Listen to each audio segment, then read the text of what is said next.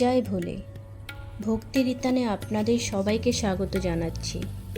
আজকে আমরা চলে এসেছি পশ্চিমবঙ্গ তথা প্রাচীন বঙ্গদেশের ঐতিহাসিক পূর্ব মেদিনীপুর জেলার তাম্রলিপ্ত তথা তমলুক শহরের বর্গভীমা বা ভীমরূপা মাতার মন্দিরে।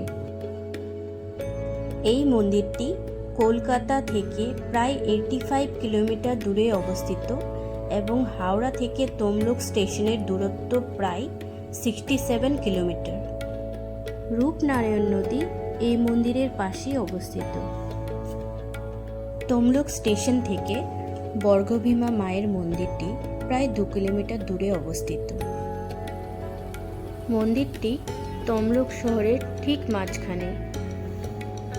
মন্দিরের আশেপাশে অনেকগুলো দোকান রয়েছে, যেখান থেকে আপনারা পুজোর জন্য ডালা সংগ্রহ করতে পারেন।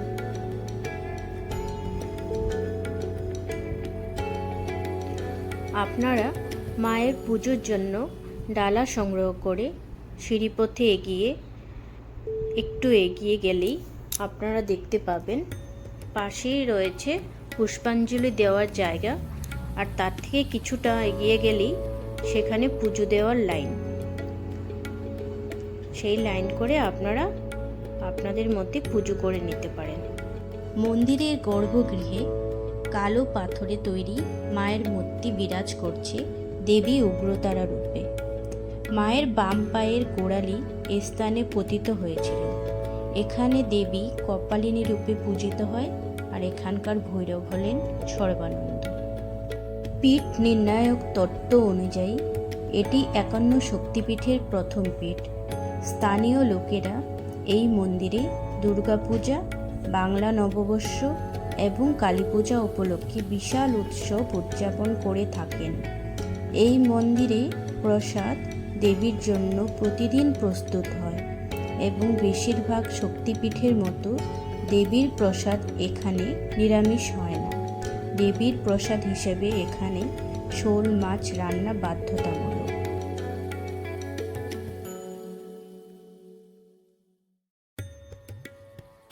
উড়িষ্যি স্থাপত্যের আদলে বর্গভীমা মায়ের মন্দিরের দেওয়ালের উচ্চতা প্রায় 60 ফুট।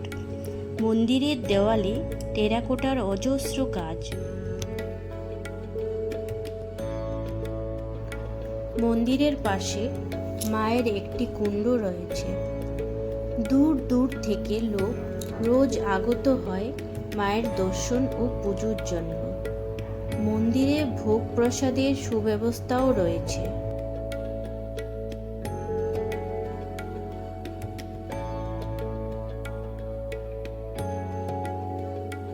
এখানে ভোগ প্রসাদ গ্রহণ করার ইচ্ছে থাকে তাহলে অবশ্যই আগে থেকে বুকিং করে আসবেন। এখানে ভোগ প্রসাদের সময় দুপুর 1টা থেকে শুরু হয়, কিন্তু ভোগের জন্য আপনাদেরকে আগে থেকে বুকিং করতে হবে। বুকিংয়ের টাইম সকাল 9টা থেকে 11টার মধ্যে।